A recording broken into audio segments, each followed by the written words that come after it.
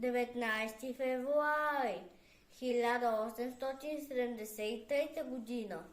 Велика и страшна дата за българския народ.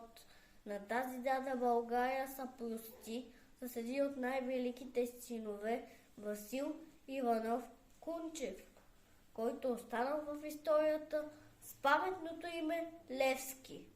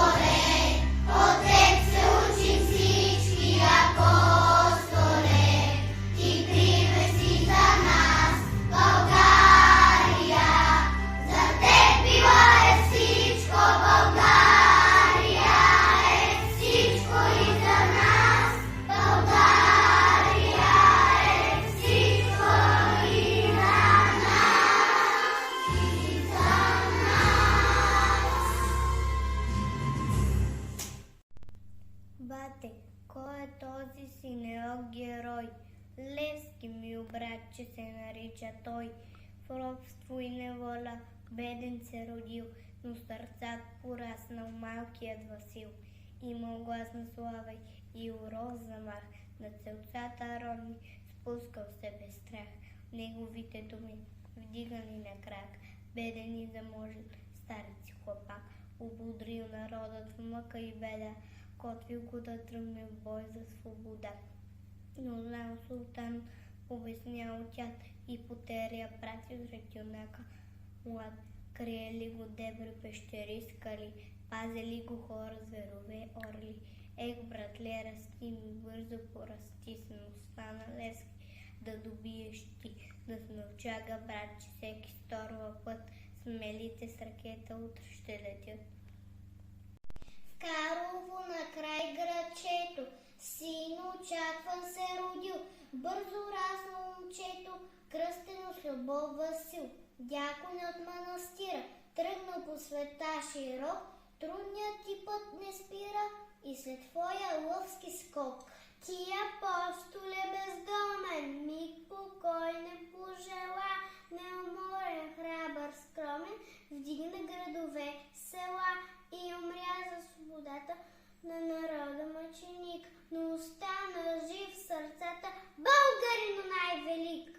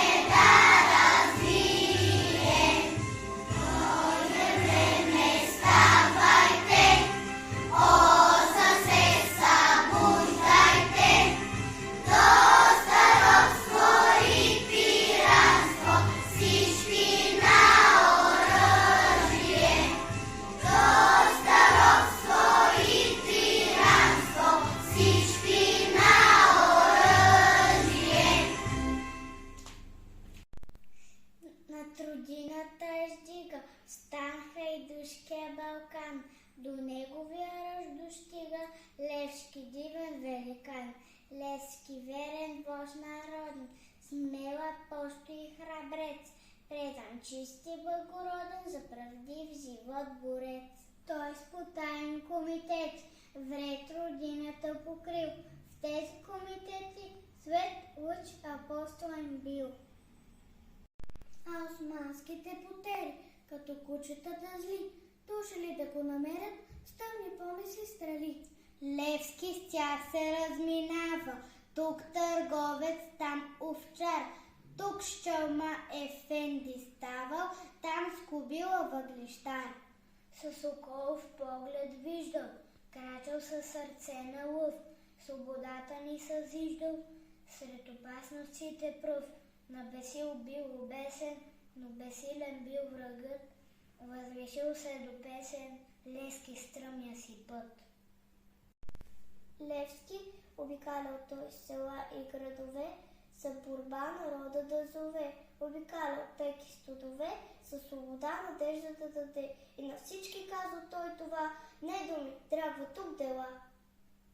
Народа обича познавал, живота си за него дал, и ние малките деца пред лика му свещаме глава, и за живота му не е лесен, учим стихове и песен. Безсмъртна песен Ботев го възпя, за него Вазов разкази написа, загина той, но делото успя, България от гнет освободи се, изпълни се заветната му цел, народът ни свободен се възправи, всяко честно българско сърце днес неговото скъпо име слави.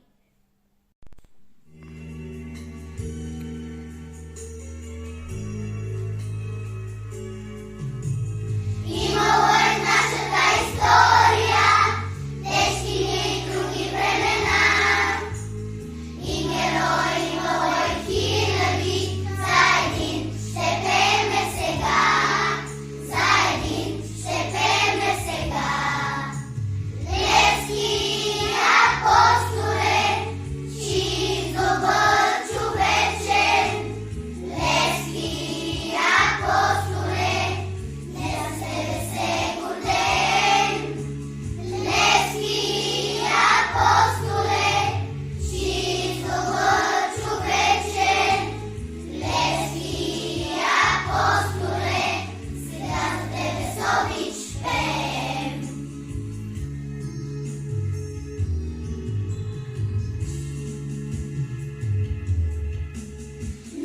пъти слушали сме всички разкази за тебе свободата и за това твои междуходни.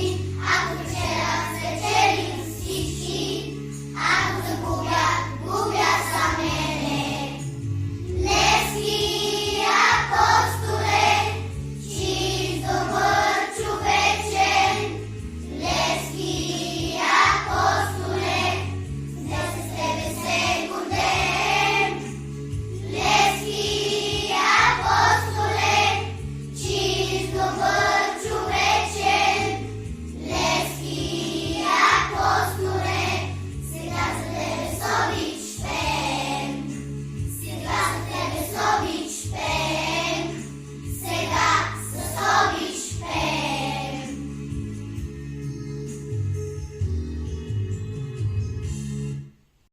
И горди сме, че тук се роди такъв безстрашен и велик бунтовник, че той е с нас сред нашите борби, борбите ни с бреговете ни вековни.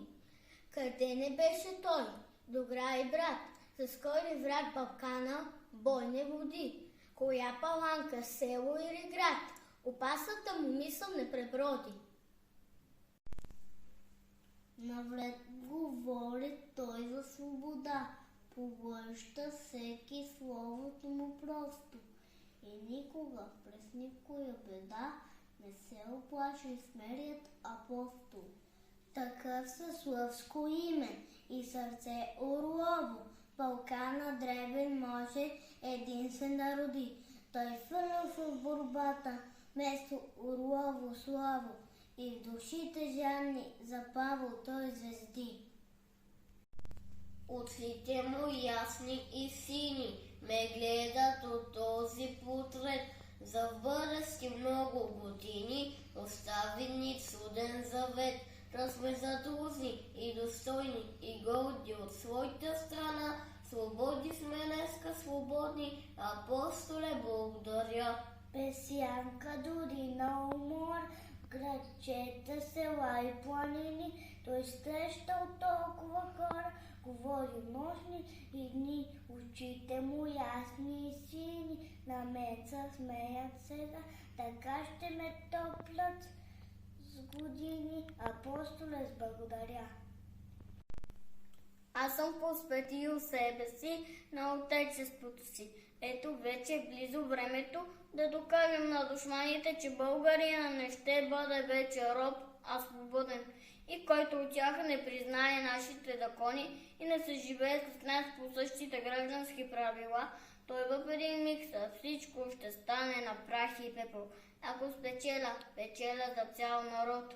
Ако загубя, губя само мене си.